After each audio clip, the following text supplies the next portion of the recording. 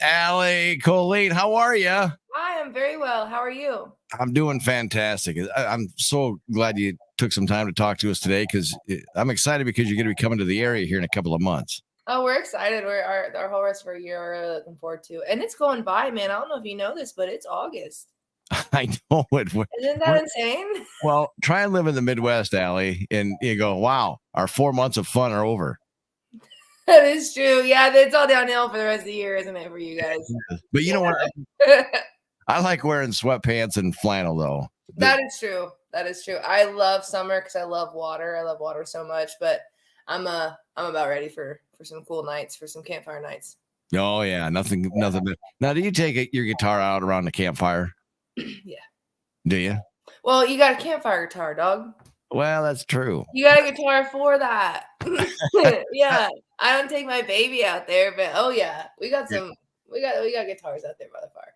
Yeah. You just pass it around then, kind of like a jug of whiskey? Oh, it is literally like High School Musical. It's insane.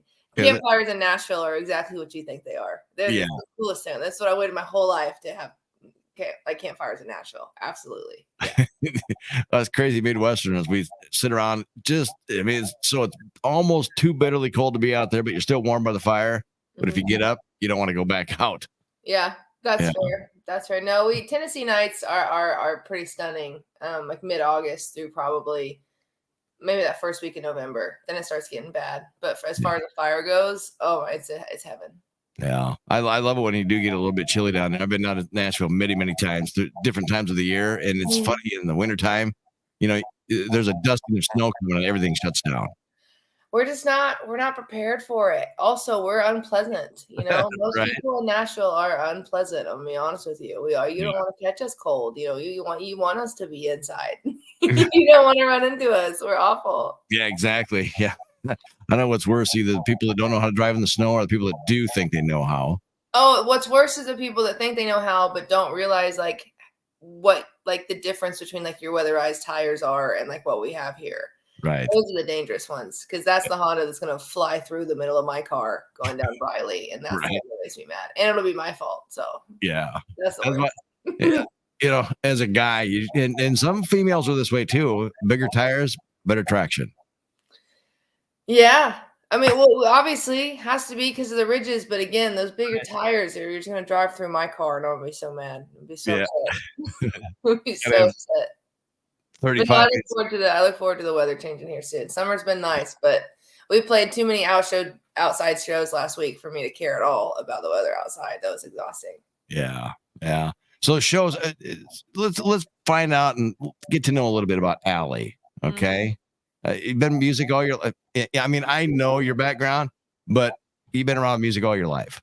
Yeah, I started writing songs when I was 8. Seriously, this has always been the goal. I love music, and this has always been what I wanted to do. So, even joking about those 100-degree shows, it's waited so long to get to whine about 100-degree shows. You know what I mean? It's such a wonderful world out there. Yeah. Do you have a place that maybe a certain area that you like to go back and play a lot? I have some venues that I just absolutely love. Some of them have been because we've played there and we were just treated, just absolutely incredible. And those are the cool ones that are cool to go back to. And that stuff, we used to play a venue in Vegas called Stoney's.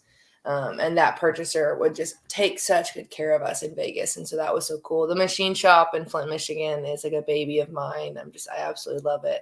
We try to get back to Tulsa because that's where I'm from. Yeah. But we love all that. But everyone's been really, really kind to us on the little cluster that we have got to play on the West Coast through California was incredibly kind. And I would love to hit that again. So everywhere's good. Yeah. So growing up writing songs at 8 o'clock at 8, when did you start learning to play the guitar? I didn't pick the guitar up until I was probably 14. I think for my 9th birthday, my parents got me one and I just stared at it for a couple of years. It was really hard for me. Now, did the parents try and steer you away from the music industry? I think to this day, my parents are still trying to steer me away from the music industry. Yeah, I think they are. But they know I got the bug. They know that I'm hopeless. So I'm gonna keep doing it. But no, my parents are so encouraging of just anything that provides my siblings and I with, happiness kind of thing. So they don't care what we do or how we do it as long as we're healthy and happy. So I got 3 good ones. I got 3 really good parents. They're very encouraging. Yeah. Encouraging. But I've noticed and I've seen, the videos and also seen you now as well. Tattoos. Did the parents, did you ever hide those from the parents? I never asked my parents one time about these bad boys. Yeah. Why would I? No. Right. I had an agreement with my parents. I remember seeing a woman when I was really, really young that was just covered in tattoos. And I was like, I want to look like that. Like, that's the coolest thing I've ever seen in my life. Like, so my parents kind of knew when I was a kid just by what I liked that I was, going to do it. But same deal with most parents. I feel like it was like, as long as you're 18 and you're paying for them, like, we don't care. Like, please respect your body, but like, you're going to do what you're going to do anyway. So whatever. And I would like to think that I've been rather influential in my family with tattoos. So everyone's getting tatted these days in my families, Really? It wasn't cool back when I started doing it. No one was happy about it. But now it's like the bee's knees to get some sweet tatties. So whatever. Man, you sound like my daughter. She had and I kind of told her the same thing, but she's got a whole sleeve now too. And I'm like, what are you doing? But I don't have to pay for it. That's a good thing. I love them. I love them so much. I love what they mean. I love what they don't mean. I love what they look like. And then we've got a goal right now. I didn't put it on this morning. I actually just rubbed it off so that it didn't look like I had yesterday's makeup on. So I regret that. But I've been drawing on a horseshoe face tat for my shows for probably 2.5 years. Like, really? The same little horseshoe. I love it so much. It used to be a lot of different things because I used to let people pick it. And it used to be like, if we played a show, like the charity logo would be on the face, or like the opener, like if I was the opener, I got to open for Scotty McCreery a couple of years ago, and I just really love him as a person. So I had like the Scotty logo on my face tat, and like that's what we did for the day. And it's been really fun over the last couple of years, but for the last little while, it's always been the horseshoe. And I've yet to get 1 million streams on anything. That's my goal. Right. That's my goal. I'm so close. I'm sitting at like 900. And I don't know, we might be at like 969,000 today, kind of thing. But we're like 20,000 away from 1 million streams on Halos and Horns on Spotify. And so I've been trying to encourage my socials the last couple of weeks. As soon as we hit that 1 million, I get to get my face tat. So I'm pretty stoked. I have a spider web, but nobody counts it. Oh, like, that's not a face tat. I'm like, I feel like it's on my face, but okay. Yeah, it's kind of you count the sides. We'll do a full launch on the face tatty, guys. Don't worry about it. How many do you have, Allie? I don't know. You lost track? I think I want to say I don't think I've broke 30 yet. I want to say I'm at 28 or 29, but that's like 1 and 2. So so you count the sleeves as 1 and 2. Yeah, 1 and 2. So I think I'm at 29, to be honest. 29 and 30. You have 27 more other tattoos besides how many's on each arm? 1. 1 and 2. Just because it's a sleeve. It's a sleeve, but also like my sleeves specifically are one big piece. Like I drew out my sleeves when I was younger to where it's like they're one big thing. They're not like a bunch of pieces that are on my arms. So that's why it's 1 and 2 for me. But this one was 38 hours and this one was 32 and this one was 28 hours. I would probably do like 6 settings, kind of thing. But they are all like one cohesive like piece. Oh, so it's not okay. I thought they were like individual. Yeah. So no, they're one big piece. Like I have a flower for everybody in my family, and then like this is all scripture. You want to see like one big piece. Want to see my tattoo? Yeah. It's pretty embarrassing, really. Mm-hmm. I did this we were down at the Drake relays in Iowa. The race, it's a big track thing, and we thought, hey, let's get tattoos. And remember, this has been years ago. You can't laugh at this tattoo. I already am. What'd you get? Because everybody goes, that's a tattoo. You can fix it, See if I can get it up there. Here, how many? Oh, well, look at it. Look at there. Look at that little panther, huh? See it? That looks like a drum kit. Oh, it is a panther. It is. Is it bad? It's not bad. No, I mean, I'm a huge fan of the weasels from Roger Rabbit personally, and I think that's so. I love those guys. I think it looks absolutely rad. In the back of your head, you're going, that needs fixing. No, I don't think it needs fixing. I just think you got to own that one though, for sure. Yeah. Absolutely. I Yeah. don't know. I don't think tattoos are bad. I mean, they definitely can be, but at the end of the day, it's like I don't know. Everyone's always like, "You're gonna hate your skin one day," and I'm like, "You're gonna you hate your skin." You know what I mean? Like it's Yeah. always that much older person who hates their skin anyway. I'm like, you might as well have a droopy flower on that skin if you're gonna have Right. like might as well. I don't know. Do whatever Yeah. you want, guys. It's your body. Yeah. It's your skin sack. You're the only one in there. Right. Do whatever you want with it. I love it. Uh, Allie Colleen with us here today. Talking about she's going to be in Arnold's Park coming up October 26th at the Roof Garden. Have you played in Iowa before up in We've this got area? to play in Iowa a couple of times, but the events that come up right now off the top of my brain are all private events. Like I've done at least 2 weddings in Iowa. I actually go back not this coming weekend, but next weekend for a wedding in Iowa. Um, Really? I know we've played a venue there at one point or the other, but mainly private events. So it's always good to get back and like try and create a presence somewhere. It's also really nerve-wracking when you go and play somewhere for the first time because you just pray to God you sell some kind of tickets, or just something because the venue obviously took a gamble, Right. letting you come in and play music. So we're really hoping to show up in October and bring some good people with us to the gardens. But we're excited. Yeah. It's been fun because when you get people that aren't in the area, people haven't heard of you, and you go, "Hey, I'm gonna have Allie Colleen on." They're like, "Who?" Right, right, right. You're gonna say "who" for a short time, and you're gonna go, "Damn, she's Uh-huh. good." You know.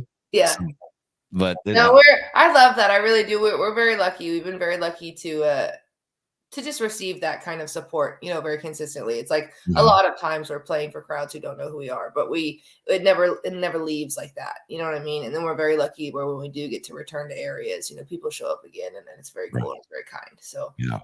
we love that. We love new areas, we love new people, new crowds, all that kind of stuff. So we're looking forward to it. Yeah. Looking for a big crowd there in Arnold's Park. They're very supportive of music in general, and especially like country music. So Good. It's yeah, good. Good. yeah. We're So always interested on how people take in our country, our country's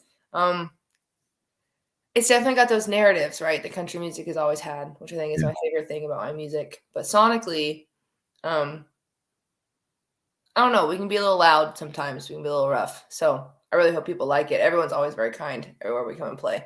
But it's definitely like as much of alternative pop can meet country music is yeah. what we sound like. So it's kind of weird, but it's pretty cool. I like the song "Boys Like You." Your Thank you. your current single, but I'm going, boy, I tell you, you got a little mouth on you. I do. I actually really do. Yeah. I'm going, Yeah, "Well, I can't wait we've to been play." running into that the last couple of years. I'm like, dang, we want to put these out, but then we don't know if we need to make clean versions of them because I think we only have 2 explicit songs out right now, but even still. But I love Boys Like You. I think it's an absolute ball, and it's starting to be one that I really wait for in my set list. It's really, Yeah. really fun. Did in your songwriting and when the parents hear you, they encourage you on what you're doing, or they just kind of, I oh don't know. boy, I don't know. I really don't you know. never ask them? Mm-mm. No. No, I don't. I would love to know, especially with stuff like Boys Like You know what I mean? I don't know if No. my parents like that song or not. I don't know if my dad's bopping to Boys Like You or not, or if Trisha's jamming to it in the kitchen. I don't know, but I would really hope so. They love my music and they are very, very encouraging. But when it comes especially to songs like that, where I'm like still a grown woman, still like a little worried because I did say the F word. So I'm like, maybe my parents shouldn't listen to it. I don't know. I know when I first heard that, I'm going, did I just hear what I thought I heard? I had to go back and play it again. And I'm going, I I don't think know why, because anyone who spends any amount, like you only have to spend 2 seconds with me to find out that this is not kosher. Like this is not. You can't even take this anywhere. You really can't. You shouldn't. yeah. Um, but I love that song, and so yeah, it's got some language in it, but I really love it. I don't know. I really don't know. I know that I got a video yesterday from my siblings, and my nieces and nephews were just jamming out to Boys Like You. So it is family approved. I can tell you that much. Yeah. Well, if you play it loud enough, you can't hear the swear words. It's true. That's what you gotta look at. And you got another one. I mean, I've listened to quite a few of different your stuff, Allie, and I like everything I've heard. Honest to goodness. Really? Yeah, Thank you. I have. Like While We're Still Friends, another great one. I love While We're Still Friends. That's a beautiful song. Yeah. I love what it grows into sonically as well, is where it doesn't stay in that like sweet spot, but it has it. I love that one. I love what Lee added to it. Halos and Horns is still my baby. I love Halos and Horns. I love Tattoos. I love it all. I really do. I love Feels Like. I still am really, really enjoying playing a lot of the stuff that we're putting out. And that's always a gamble. You know what I mean? People can really make you not love your stuff anymore, and that's always heartbreaking. But I'm loving all this stuff. I think it's great.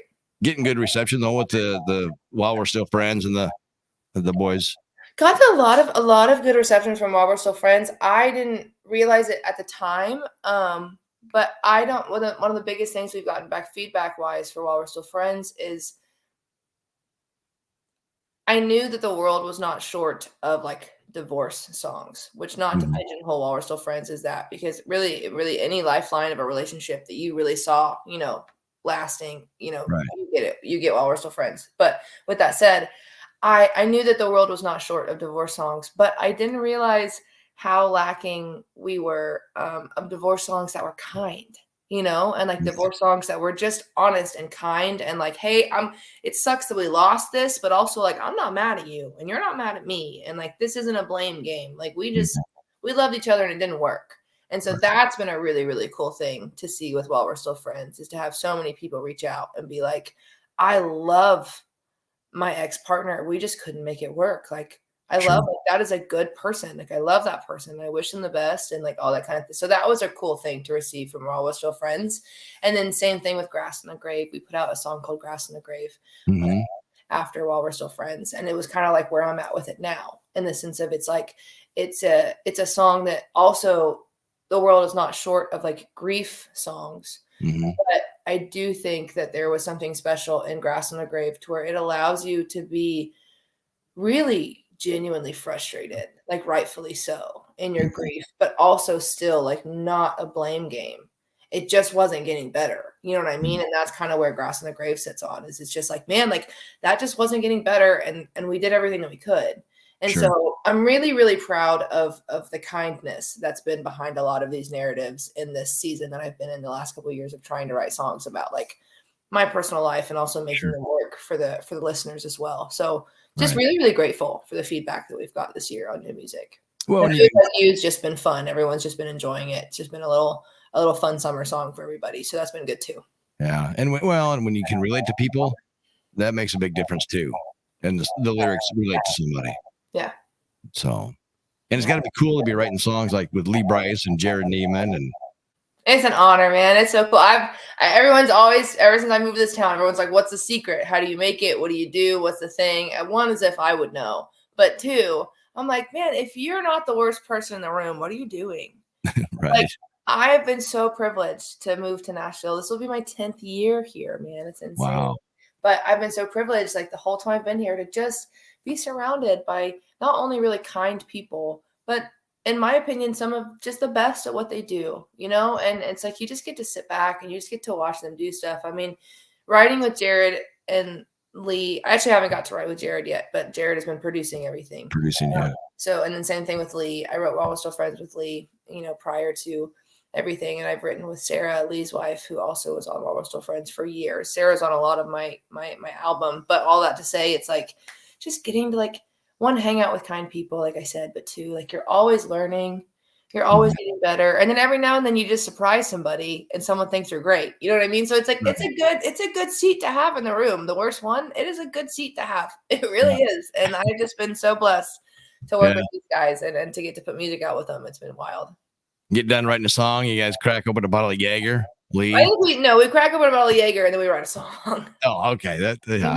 Nothing waits. Substances do not wait in this business by any means. Oh, trust They're usually a catalyst for most of the good stuff. So usually down there in Nashville during times when artists, the CRS, the Country Radio Seminar, and oh boy, and then I come down different times, and Lee and I have hung out down on the stage because he's buddies with another guy. Yeah. And he goes, "Hey, I'm going to introduce you." And I said, "It's a Sunday night. Lee's not coming out." Lee is Sunday night. Yes. And this has been years ago, and this is before he got married to Sarah. So they were just engaged, and he was holding her purse and all that. I'm going, "Lee, what are you doing?" They're wonderful. That's an amazing family that's been very, very kind to me. Yeah. But it is fun. They're fun. They're also very fun to party with. Oh yeah. Nashville's pretty good at it. We've got that down pretty good. So Oh yeah. Yeah. we've got that figured out. They give me a hard time. They said, Jay, you're like a regular or a local. Because if I'm not working, I'm not downtown really. Right. I stay at, if it's busy, I get out. Yeah. So yeah. But yeah. So what how many, you're on tour? Are you still on tour with Lee, or you jumped on the Jelly Roll? We are right in between. We only had the lead tour was all acoustic, which was still really, really cool. But the lead tour was all acoustic, both him and myself. And I think he probably had maybe 18 cities or something. So he gave 6 to all of his openers. So so I had 6 shows with Lee at the beginning of the year, which were amazing. And we got to perform our song together. And then we right now are in our time of the summer where we're going and like we're headlining like county fairs and stuff. So right now it's Allie shows right now for us is what we've been doing. We just got home yesterday from probably about 9 days out on the road and playing like festivals and county fairs and stuff like that. And then we somehow managed to get on the Jelly Tour for the last 20 cities this year. That's awesome. I think October 30th is our first show date. I think we leave on the 27th or something of October, and we don't come back until Thanksgiving. So I'm trying not to wish my year away, but I'm like, is it October yet? Right. What are we doing? But your girl's got a lot of work in the gym though before October. I was lucky to play a show with him in Canada about a month ago now, and we were the direct opener for Jelly for that show. And I learned how big those stages are. Your girl's got some cardio work to do before October comes around, but it was such a blast. It was really fun. Well, it'd be fun when you and Jelly get together because you can share tattoo stories or compare. You gotta have your face tat before the Jelly Tour. Right? You know what I mean? They use my promo photo where I have a fake face tat on. I'm like, we gotta show up, you guys. Yeah, he's gonna be scratching in your face. I know. I need that millionth stream so I can go get my sweet face tatty. Allie Colleen joining us here this morning. It's been fantastic to talk to. Is there anything else that we need to pass along? Besides, I mean, we just need to get your music downloaded and get that 1 millionth view so you can get music downloaded. Please, you guys. I get it if you're an Apple listener. I'll take what I can get. But if you go and stream Halos and Horns on Spotify, you can listen to it while you're sleeping. You just put it on before you go to bed. Go to sleep. You know what I mean? You play it all night, you guys. Easy peasy. Exactly. I hope you check it out. That's really about it. We're always trying to grow our socials. Come follow me on Instagram, you guys. I do like gore cosplay makeup all October, which will be weird this year on the road. So we'll see how we can do it. I got horses. I got good music. You'll love my Instagram. It's great. Come follow me. Other than that, thank you so much just for making some time for me, man. I don't need nothing. Yeah. Well, if I follow you, you can follow me. I'll follow you back. Well, yeah. Okay. Yeah. Well, the last name is pretty easy to recognize. I'll follow you back. All you other hoodlums, I don't know. I might follow you back. I might not. Who knows? Give me a follow. We'll find out. But I'll follow you back, Jay. Yeah. Allie, I can't wait to see you coming up in October. And when you get into town, well, if you get into town, do you like to throw axes? At who? Well, no, at the wall, at Target. Maybe. I could maybe be into that. Well, I would have thought I've seen too many videos of the girls who throw it too low and it hits the corner of the wall and it comes back at them. Yeah, I've seen that. What if that's me? No, it won't happen to you. All right, we'll give it a try. I'll make sure. I'm a good coach. Deal. I'm in. Okay. Let's do it. Allie Colleen, thank you so much. Thank you, guys. Everybody have a good day. Be safe. Be kind. It's not that hard. Be kind. Have a good day, guys.